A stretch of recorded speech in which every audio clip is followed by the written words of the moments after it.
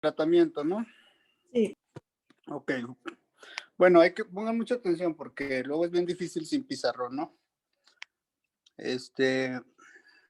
Entonces, dijimos criterios de cetoacidosis diabética, glucosa, ¿qué dijimos? Glucosa, ¿cuánto de glucosa? Mayor de 250. Ok. La de 200. Ok, ¿qué otro criterio? pH menor a 7.35.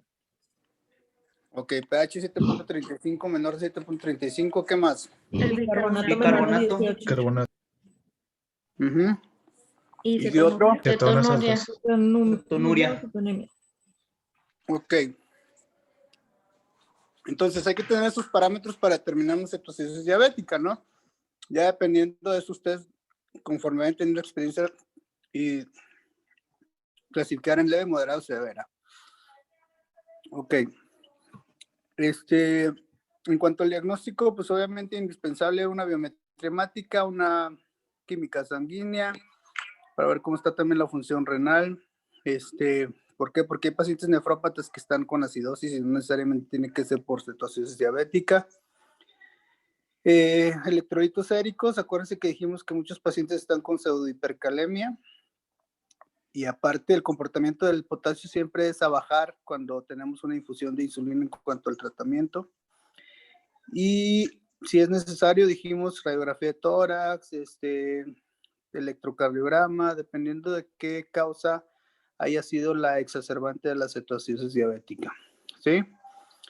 Entonces, en cuanto a diagnóstico, eso es lo fundamental. La fisiopatología, ¿qué dijimos? Que es las células, obviamente, no está entrando adecuadamente glucosa por ausencia o deficiencia de la insulina. ¿Sí? Se echa mano de vías alternas en la cual se produce ácidos grasos, ¿sí?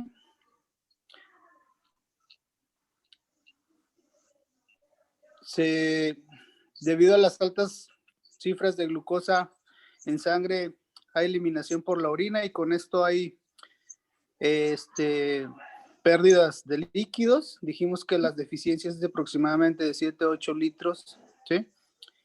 Y por lo tanto el paciente se deshidrata y se hace un círculo vicioso, ¿ah? ¿Sí? ¿Alguna duda sobre esto? ¿O vamos bien? Sí. Ok, en cuanto al tratamiento, ¿cuál es el problema del tratamiento? ¿Cuál es el principal problema en cuanto a la fisiopatología? Pues obviamente la deficiencia de insulina, ¿va? ¿Sí? Sí. Y la deshidratación. Entonces, ¿en qué nos vamos a basar en cuanto al tratamiento? Inicialmente hay que poner de 1 a 2 litros en la primera hora de cristaloides. Solución fisiológica o solución Harman, de preferencia solución fisiológica, ¿sí? De 1 a 2 litros. Considerando que es de 20 a 30 litros por kilogramo de peso a la primera dosis. ¿Sale? Posteriormente, en las primeras 4 horas, en cuanto a los líquidos, vamos a manejar 250 mililitros por hora. ¿Sí? Estaríamos hablando de 1000 mililitros cada 4 horas. Obviamente ustedes van a evaluar las condiciones del paciente, ¿verdad? Si es un paciente nefrópata, si es un paciente cardiópata, obviamente no van a manejar las mismas cifras de líquidos, ¿sí? Ahora, ¿qué hacen ustedes? Pasan la primera carga de líquidos, pasan un bolo inicial de insulina, ¿sí? El bolo inicial de insulina va a ir de 0.5 hasta 0.1 unidades por kilo de peso. ¿Qué quiere decir? Que si el paciente pesa 70 kilos, pues van a poner un bolo de 7 unidades de insulina rápida, intravenosa, ¿sí? En bolo. ¿Puedes repetir, por favor? La dosis va de 0.5 a 0.1 unidades por kilo de peso. Habitualmente el primer bolo lo iniciamos a 0.1, ¿sí? Entonces, ¿qué quiere decir? Si tú multiplicas 0.1 por 70, pues son 7. Vas a pasar 7 unidades de bolo de insulina inicialmente, ¿sí? Posteriormente, vas a preparar una infusión de insulina para que haya aporte de insulina continuamente y puedas tener ahí o puedes estar contrarrestando la acidosis para romper la acidosis y la cetosis, ¿sí?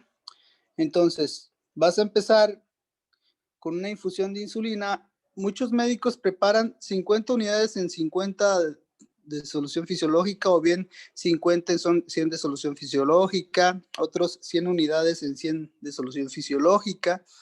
Yo habitualmente lo que hago es preparo lo que pesa el paciente. Si el paciente pesa 70 kilos, pues yo preparo 70 unidades de insulina. ¿Por qué? Porque la dosis es de 0.025 a 0.15 unidades por kilo de peso, ¿sí? Entonces, ¿qué hago con esto? Pues si yo estoy pasando esa preparación del pesaje del paciente, por ejemplo, 70 unidades en 100, si yo paso a 10 mililitros por hora, pues voy a estar pasando a 0.1. Si yo paso 5 mililitros por hora, voy a estar pasando a 0.05. Y si estoy pasando a 2.5, voy a estar pasando a 0.025 unidades por kilo de peso, ¿sí? Obviamente todo eso va a depender de la glucosa. ¿Cómo esté la glucosa? Vamos a estar monitorizando la glucosa en el paciente cada 2 horas. Si en algún momento la glucosa empieza a descender, pues obviamente vamos a bajar la infusión, ¿sí? No sé si me voy explicando. Con que ustedes se graben que la dosis es de 0.025 a 0.15 en la infusión de insulina, ya es más que suficiente, ¿sí? Ya la preparación ustedes ya decidirán cómo la hacen, si la pasan de 100 en 100, de 100 en 100, de 50 en 100, o de los kilos del paciente igual a las unidades de insulina en 100. Ya conforme vayan ustedes al hospital, los que vayan, les voy a explicar ahí con el paciente para que me entiendan un poquito mejor, ¿sale? Porque eso solamente aplicándolo. Ahora, ¿qué es importante también? Cuando tú tengas una infusión de insulina tratando la cetosis diabética, el paciente va a perder potasio o va a redistribuir potasio, ¿sí? Entonces, tienes que estar muy alerta del comportamiento del potasio. Si el potasio va bajando, tú tienes que recuperar el potasio. Entonces, ¿cuál es la indicación? Si el potasio está de 4.5, arriba de 5.1, que es lo normal, lo más alto, obviamente te mantienes expectante, ¿no? ¿Sí? Si estás de 4.5 a 5.1 o 5.5, administras 20 miliequivalentes de potasio. Si estás de 3.5 a 4.5, administras 40 miliequivalentes de potasio, y por debajo de 3.5 vas a administrar 60 miliequivalentes de potasio. Obviamente el potasio no lo pasas en carga, ¿sí? Vas a preparar eso y lo vas a pasar mínimo en 2 horas, no en menos de 2 horas. ¿Sí? Doctor, ¿puede repetir lo último que dijo? Arriba de 5.5, algunos laboratorios te manejan el parámetro normal más alto de 5.1, no administras potasio, te mantienes expectante. De 4.5 a 5.5, 20 miliequivalentes. De 3.5 a 4.5, 40 miliequivalentes. Y abajo de 3.5, 60 miliequivalentes. ¿Sale?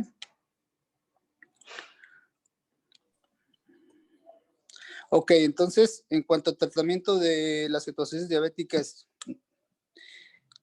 líquidos, ¿sí?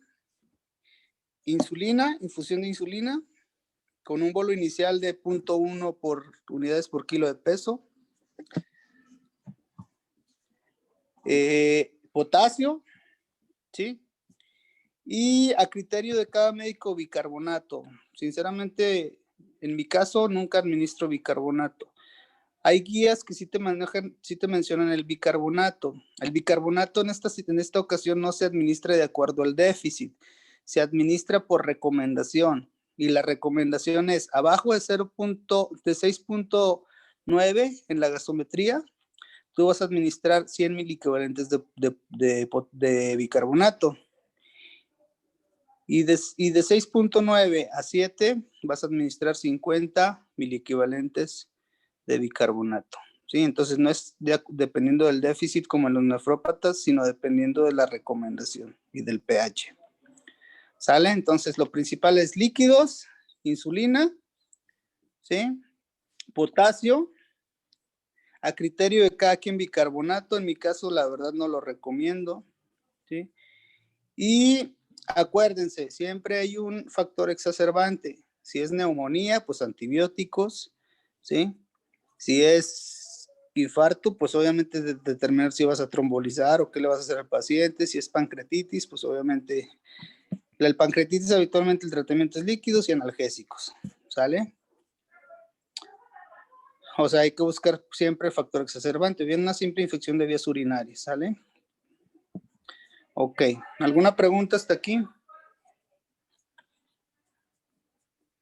¿Puede repetir cuántos miliequivalentes se le aplicaban si era el bicarbonato menor de 6.9? Si es el pH. Si el pH es menor de 6.9 son 100 miliequivalentes de bicarbonato. Y si es entre 6.9 y 7, 50 miliequivalentes. Gracias. ¿Alguna pregunta más? ¿No? Ok. ¿Cuál es el siguiente tema que prepararon? ¿Hipoglucemia o cuál? Estado hiperosmolar no cetóxico. Ok. ¿Quién lo preparó? Yo, ¿Cuál yo? Cristel. ¿Cristel? ¿Y los demás?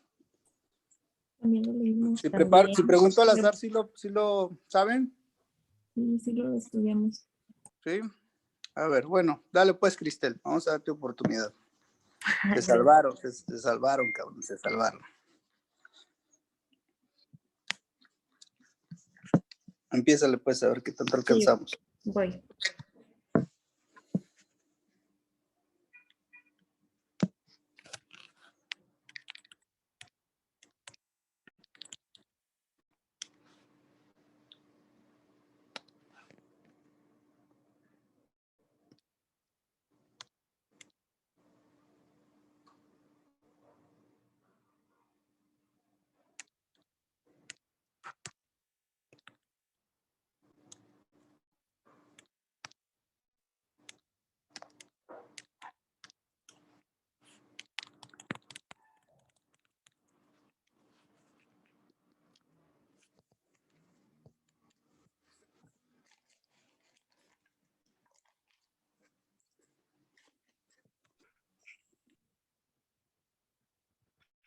Listo. Bueno, en el estado... Ay, ya se quitó.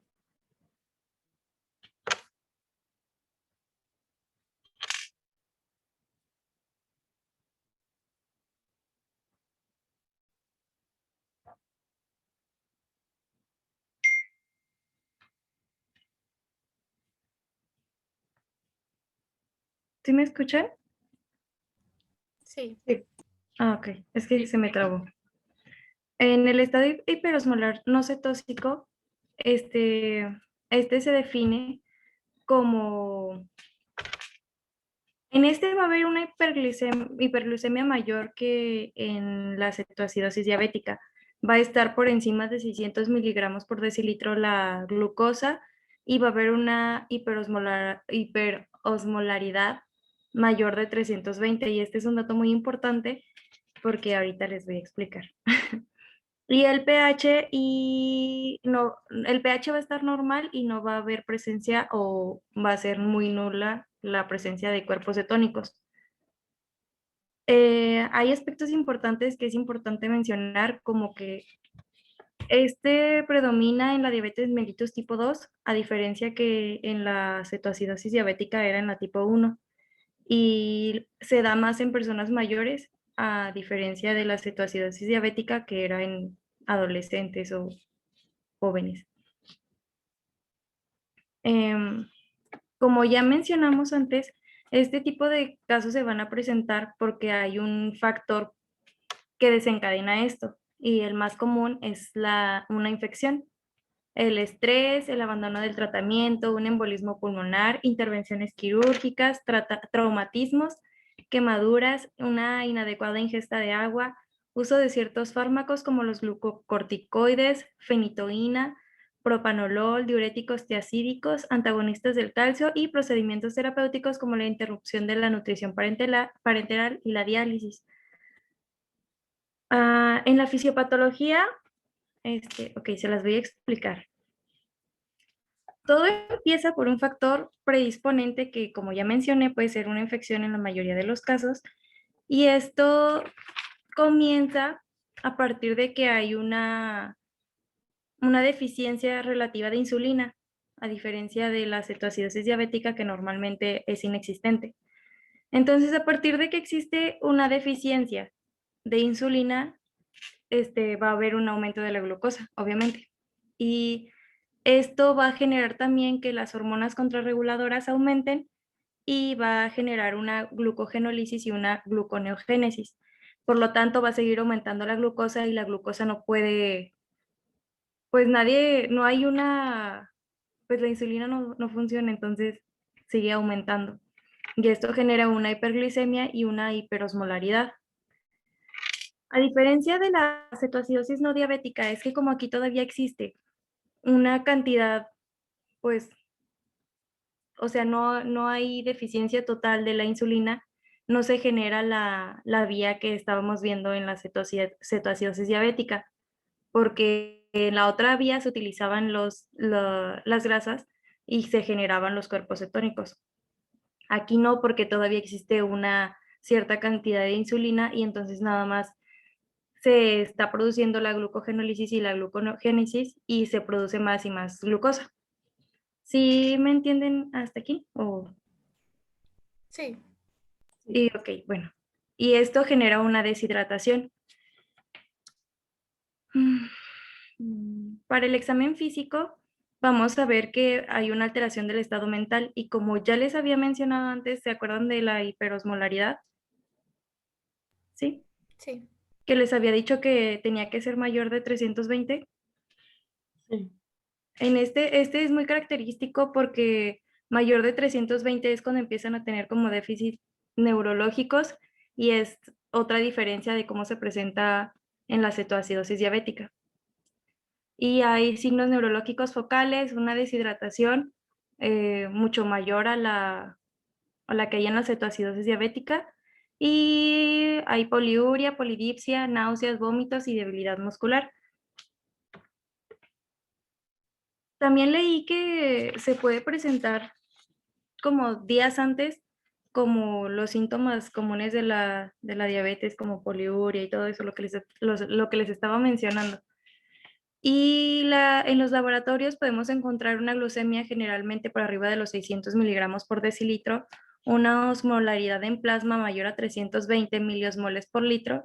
Las cetonas sanguíneas están ausentes, por lo mismo que les digo que no se genera la vía de la cetoacidosis diabética. El pH arterial está normal y el anion gap o brecha aniónica es normal y pocas veces está elevado. Y es por lo mismo de la vía que les digo que no se activa. Y bueno, en el tratamiento, como el paciente está deshidratado, lo primero que tenemos que hacer es reponer los líquidos y es lo que nos estaba comentando el doctor ahorita. Después de eso tenemos que poner la insulina y checar los niveles de potasio, porque si, por ejemplo, el paciente llega y luego nosotros administramos potasio e insulina a la primera, pues lo que vamos a hacer es que ni siquiera sabemos si el potasio está bajo o elevado, y qué pasa si está elevado y le metes más potasio, pues se va a poner peor.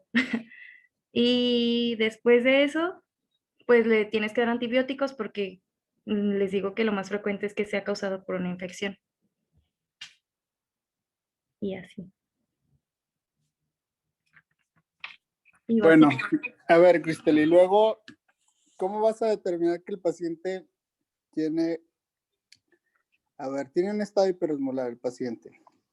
sí. El paciente te llega, es un paciente de 68 años, masculino, que vive solo.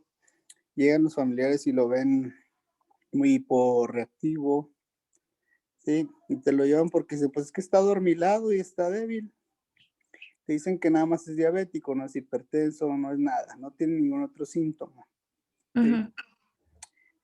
¿Cómo lo vas a abordar si tú piensas en un estado hiperosmolar, cómo lo vas a abordar? ¿Qué tienes que hacerle inicialmente? Pues primero le tomamos la glucosa, ¿no? Ok, le tomas la glucosa. El glucómetro te va a marcar high, porque cuando está arriba de 600 o de 500 habitualmente te marca high. Hay muchos glucómetros que no te marcan 600, 700. ¿Sí me explico? Sí. ¿Sí? ¿Qué vas a hacer para determinar que es un estado hiperosmolar? Le mando a hacer pues los laboratorios. Uh-huh. Sí, le pueden ayudar a Cristel. Le estoy preguntando a ella porque ella fue quien dio la clase, pero le pueden ayudar, no hay mayor problema. Porque bueno, puedo decir, a ver, Norman, ¿cómo vas a determinar un estado hiperosmolar? ¿Cómo vas a decir, este paciente tiene un estado hiperosmolar? En base a la exploración clínica y a todo lo comentado ahorita, creo que además de sacar la glucosa, también es importante un ego, ya que este estado hiperosmolar genera una diuresis osmótica, que es como lo principal característico por el alto nivel de glucosa que va a estar siendo excretada por la misma orina. A ver, Carla Lafuente, ¿cómo le haces para determinar que el paciente tiene un estado hiperosmolar?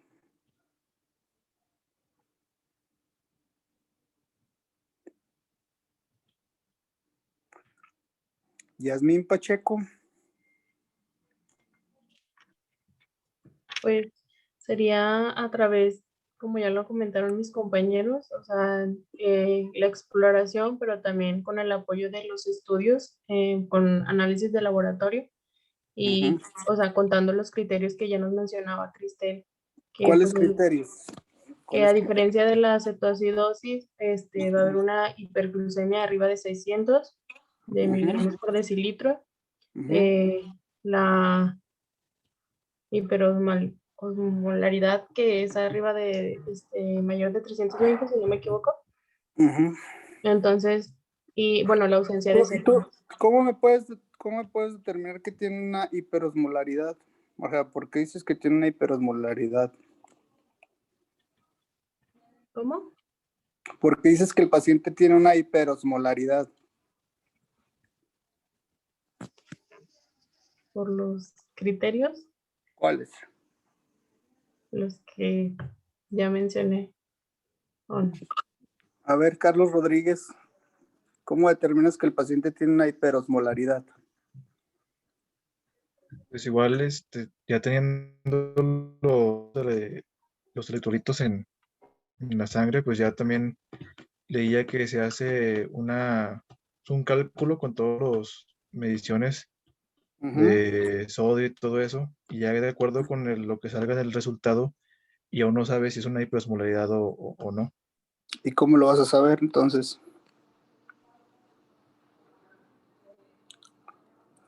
Era sodio, glucosa y no me acuerdo qué otro más era, pero ¿Cuál es el principal? A ver, ¿cuál es el principal criterio? Ya te fuiste, Cristel. A ver, Cristel, ¿cuál es el principal criterio para determinar que estás en un estado hiperosmolar? No cetóxico. Pues la osmolaridad, ¿no? La osmolaridad, ¿sí? Porque puedes tener una glucosa, de 600, de 700 y no necesariamente tiene que ser un estado hiperosmolar. ¿Me explico? Sí. O sea, habitualmente son glucosas arriba de 600, ¿sí? Pero no por el hecho de tener una glucosa arriba de 600 vas a tener un estado hiperosmolar. Entonces, ¿qué vas a hacer? Ahí les va. Anoten, hagan sus anotaciones. Glucosa entre 18 por 2 sodio. Esa es la osmolaridad efectiva, que es la que me interesa a mí. Hay otra osmolaridad donde todo se encuentra la creatinina y el potasio, pero en realidad a mí la que me interesa es la osmolaridad efectiva, que es esta. La osmolaridad es igual a glucosa sobre 18 por 2 sodio. Entonces, ¿qué va a ser necesario que ustedes tengan para determinar un estado hiperosmolar? Pues la glucosa central, ¿sí? Y el sodio. Entonces, a ver, les llega un paciente con esas condiciones que les mencioné. Ustedes ya le pidieron laboratorios, hagan cuentas. Les llega y trae una glucosa de 820 y trae un sodio de 115. A ver, ¿es un estado hiperosmolar o no? Glucosa de 820 y un sodio de ¿cuánto dijimos? De 115. ¿Cuánto trae de osmolaridad ese paciente? Ay, sí, sí debe salir de que súper grande el número. 91.1, 91.1, doctor.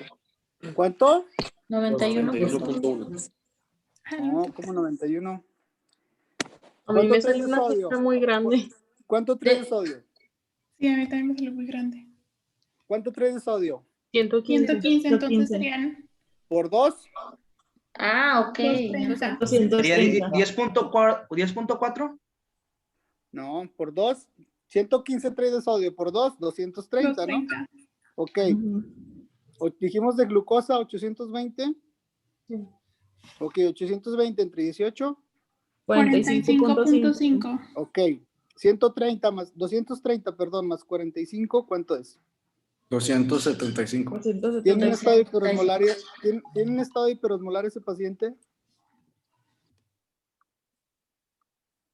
No, No, porque No. está menor a 320. Exactamente, exactamente. ¿Sí? Obviamente en ese caso hay que corregir el sodio, ¿verdad? Ese no es el sodio real. ¿Por qué? Porque la glucosa habitualmente modifica la cifra de sodio, ¿sí? Pero aún así no se considera un estado hiperosmolar. Ahora sí, voy a cambiar las cifras. El paciente llega con una glucosa de 820, pero el sodio que marcan los laboratorios es de 145, un sodio normal.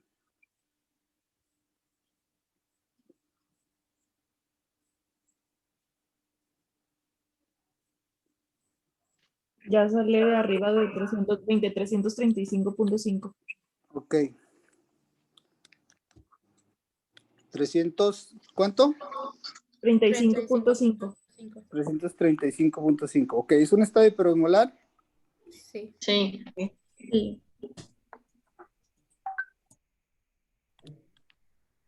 Ok, entonces se fijan, ¿qué es lo principal que tienen que tomar en cuenta ustedes para determinar el estado hiperosmolar? Obviamente sí, el hecho de que el paciente sea diabético, sí, el hecho de que el paciente trae pues la clínica, que está deshidratado, que está hipoactivo, que trae la glucosa alta, pero lo principal para determinar el estado hiperosmolar va a ser el sodio y la glucosa, ¿sale?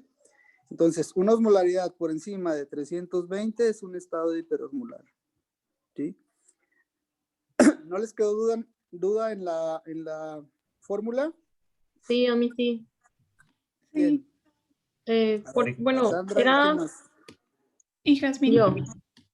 Ok, va. Glucosa entre 18 Ajá. por 2 veces el sodio. Ay, es Ah, que ok. sí lo estoy haciendo así, pero Sí. creo que no sé hacer cosas en calculadora. Es más porque bien más sodio me por salen 2, números ¿no? bien grandes. ¿Es Más más sodio. sodio? Más sodio por Ay, 2, ¿qué ¿no? dije? Sí, No, es más más. sodio por 2, perdón. ¿Qué dije? Ah, es que Por dos 2. veces. Por sodio. No, más sodio por 2. Ah, no, pues con razón me salían O números. 2 sodio. Más 2, dije más 2 sodio, creo. Más 2 sodio. 2 veces el sodio, vamos. ¿Sí? ¿Qué quiere decir? Que si te dicen sodio de 115, pues 115 por 2, sodio de 145, 145 por 2, y lo sumas al resultado que sale de la glucosa entre 18. ¿Sí? Sí. Sí, ya. Ok. Sí. ¿Ya no hay duda? No. Ok. Importante, ¿qué es importante? Que el paciente va, acuérdense, va a llegar siempre con un factor exacerbante, que habitualmente son infecciones, pancreatitis, ¿sí? Posquirúrgicos o pacientes que están posoperados que tuvieron una resección intestinal, ¿sí? Y que es una deficiencia, que sí es una deficiencia de insulina, ¿sí? son cifras bajas de insulina, a diferencia del estado hiperosmolar, bueno, que puede ser la producción nula o deficiencia de insulina, ¿sí? Esta sí es habitualmente, bueno, más bien el 100% de los casos siempre es en pacientes adultas, ancianos, ¿sí? Que habitualmente pues están deshidratados porque no toman agua, porque viven solitos o porque están olvidados, ¿verdad? Y el tratamiento como tal, líquidos e insulina, potasio, es prácticamente el mismo tratamiento, ¿sí? ¿Cuál es aquí la diferencia? Que no está afectado la gasometría, que no está afectado el pH, que no está afectado el bicarbonato. ¿Sale? Sí. ¿Alguna pregunta hasta aquí? No, miren, ahí está la diferencia, ¿sí? En la cetosis diabética va a estar afectado el pH, el bicarbonato, y en el estado hiperosmolar, pues no. ¿Sí? Sí. Por lo tanto, estos pacientes no tienen una respiración acidótica. Pueden tener todas las características de un paciente con cetoacidosis, deshidratado, hipoactivo, pero no una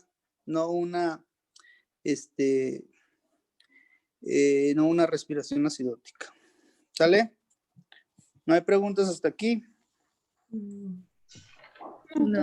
¿No? Ok, bueno, mañana vemos hipoglucemia, ¿no? Sí. Sí. Ok, ya mañana vemos si nos conectamos a las 2 o si tienen chance a las 5, pues ya les informo antes. Sí. Ok. ¿Me acuerdas temprano, no, Fer, antes del mediodía? Fernanda. Sí. Órale, pues, cuídense mucho. Hasta mañana. Bye. Gracias, doctor. Doctor.